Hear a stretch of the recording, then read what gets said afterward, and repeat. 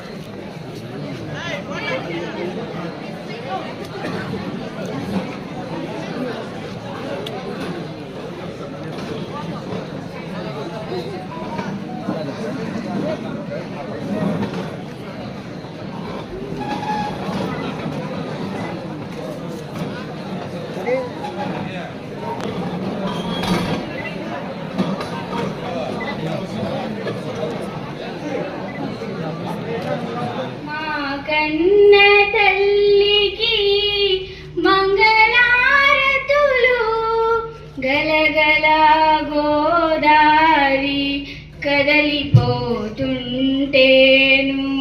బిరబిరా కృష్ణమ్మ పరుగులెడుతుంటేను బంగారు పంటలే పండుతాయి మురిపాల మోత్యాలు దొరలుతాయి. జూనియర్ కళాశాల విద్యార్థులకు మధ్యాహ్న భోజన పథకం ప్రారంభించుకుంటున్నాం. ఈ కార్యక్రమం గతంలోనే చంద్రబాబు నాయుడు గారు ముఖ్యమంత్రిగా 2014-19 ముఖ్యమంత్రిగా 2017-18లో మొదలుపెట్టారు. అయితే గత 19-24లో ఉన్నటువంటి ప్రభుత్వం దీన్ని ఆపివేయడం జరిగింది. అంటే దీనికి ఉన్నటువంటి ఏదైతే ఈ కార్యక్రమాన్ని గతంలో మొదలుపెట్టినటువంటి సందర్భం కూడా ఈరోజు మధ్యాహ్న భోజన పథకం స్కూళ్ళల్లో అంతా కూడా ఉంది. ఆ స్కూళ్ళల్లో ఆ గ్రామంలో ఆ ప్రాంతంలో ఉండేటువంటి విద్యార్థులు వెళ్ళి మధ్యాహ్న భోజనం కార్యక్రమాన్ని నిర్వహిస్తారు, అక్కడ తింటూ ఉన్నారు. అయితే జూనియర్ కళాశాలకు మాత్రం ఎక్కడి నుంచినో దూర ప్రాంతాల నుంచి వస్తారు. ఈరోజు ఇక్కడ చదివేటువంటి విద్యార్థులందరూ కూడా సంపన్న కుటుంబాల నుంచి వచ్చిన వాళ్ళు కాదు, పేద కుటుంబాల నుంచి వచ్చిన వాళ్ళు చాలా మంది ఉన్నారు. సుదూర ప్రాంతాల నుంచి ఇక్కడికి వచ్చినటువంటి వాళ్లకు మధ్యాహ్నం పొద్దున మీరు అర్లీగా బయలుదేరి వస్తే మీకు మధ్యాహ్నం సక్రమైనటువంటి సమయంలో ఇక్కడ భోజన వసతి లేకపోతే కలిగేటువంటి ఇబ్బందులు దృష్టిలో పెట్టుకునే గతంలో చంద్రబాబు నాయుడు గారు ఆలోచన చేస్తే, గత ప్రభుత్వం దాన్ని నిర్లక్ష్యం చేస్తే, మళ్ళీ ఇప్పుడున్నటువంటి కూటమి ప్రభుత్వంలో దీన్ని డొక్కా సీతమ్మ గారి మధ్యాహ్న భోజన పథకంగా ఈ కార్యక్రమాన్ని తిరిగి పునఃప్రారంభించుకుంటున్నామని చెప్పి సందర్భంగా తెలియజేస్తున్నాం. మీకు నాణ్యమైనటువంటి రుచికరమైనటువంటి భోజనాన్ని అందించేటువంటి కార్యక్రమం, దీన్ని సక్రమంగా ఉపయోగించుకోమని వినియోగించుకోమని చెప్పి సందర్భంగా మిమ్మల్ని అందరినీ కూడా నేను కోరుకుంటున్నా.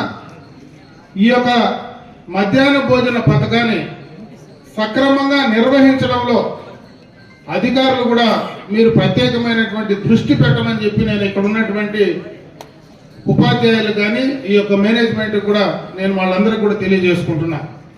ఎందుకంటే ప్రభుత్వం ఇచ్చింది కూడా సక్రమంగా వాళ్ళకు చేరడానికి ప్రతిరోజు దానిపైన మీరు పర్యవేక్షణ చేస్తే వాళ్లకు నాణ్యంగా శుచికరంగా రుచికరంగా పెట్టడానికి అవకాశాలు ఉంటాయని చెప్పి ఈ సందర్భంగా నేను తెలియజేసుకుంటూ, ఈరోజు ఈ యొక్క కళాశాలకు సంబంధించి ఇప్పుడే మీ ప్రధానోపాధ్యాయులు అంటే ప్రిన్సిపల్ గారు 2 మాటలు మాట్లాడారు. ఇది జిల్లాలోనే నెంబర్ 1 పరిస్థితి బాగా ఉంది, ఇక్కడ ఉత్తీర్ణ శాతం కూడా 85% పైన ఉంది అని కూడా చెప్పడం జరిగింది.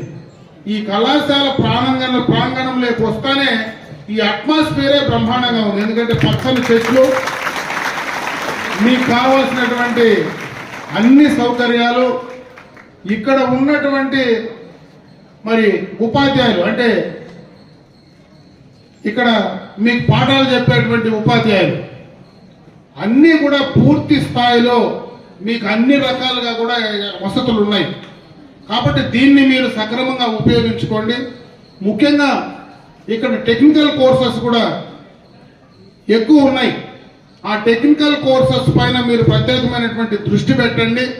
భవిష్యత్తు మొత్తం కూడా టెక్నికల్ కోర్స్ పైన కూడా మీకు ఉపాధి అవకాశాలు రావడానికి ఎక్కువగా కూడా ఉపయోగపడతాయి. కాబట్టి దానిపైన ప్రత్యేకమైనటువంటి దృష్టి పెట్టి ఈ వయసులో, ఎందుకంటే జూనియర్ కళాశాలలో మీరు చదివేటువంటి వయసు మీ జీవితంలో చాలా ముఖ్యమైనటువంటి వయసు ఇది. ఇప్పుడు ఎక్కువగా కూడా బయట వాటికి అట్రాక్ట్ అయ్యేటువంటి అవకాశం ఉంది. ఇప్పుడే ప్రిన్సిపాల్ గారు చెప్పారు, మీ ఇక్కడ ఉన్నటువంటి పిల్లలు కూడా మాట్లాడారు. డ్రగ్స్ కు సంబంధించి, మరి మత్తు పదార్థాలకు సంబంధించి ఏ రకంగా బానిస అయితే జీవితాలు చెడిపోతాయో వాటిపైన చాలా అప్రమత్తంగా ఉండమని చెప్పి నేను ఈ సందర్భంగా మిమ్మల్ని కోరుకుంటున్నా. ఎక్కువ అట్రాక్ట్ అయ్యేటువంటి వయసు కాబట్టి జాగ్రత్తగా మనం ఏ రకంగా ఉండాలనే దానిపైన మన తల్లిదండ్రులను కానీ మన చుట్టూ ఉండేటువంటి పరిస్థితులను కానీ అర్థం చేసుకొని మీరు మంచి మార్గంలో వెళ్ళడానికి ముందుకు పోవాలని చెప్పి మరొకసారి మిమ్మల్ని అందరినీ కూడా నేను కోరుకోవడం జరుగుతూ ఉంది. ఇంత మంచి అట్మాస్ఫియర్ ఉండేటువంటి ఈ యొక్క కళాశాలలో బాగా చదివి మంచి పేరు తీసుకొచ్చి అటు మీ కుటుంబ తల్లిదండ్రులకు కానీ ఇక్కడ చదివినటువంటి కళాశాలకు కానీ ఈ ప్రాంతానికి కానీ మంచి పేరు తీసుకొచ్చి మీరందరూ కూడా భవిష్యత్తులో బాగా ఎదగాలని చెప్పి నేను మనస్ఫూర్తిగా ఆ భగవంతుణ్ణి ప్రార్థిస్తూ ఈ కార్యక్రమాన్ని బాగా ఉపయోగించుకొని మీరు ఇంకా ముందుకు రావాలని చెప్పి మరొకసారి తెలియజేసుకుంటూ సెలవు తీసుకుంటున్నాను. జై హింద్. కొంచెం బ్యాక్ రండి మేడం.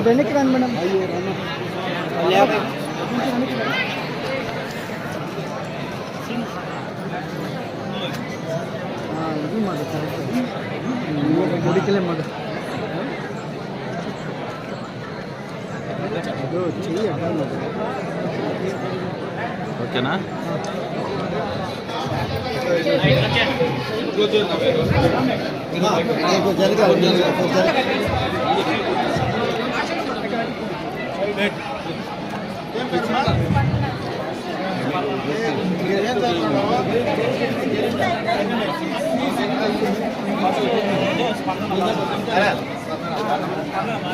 జామా ఇట్లా వచ్చింది.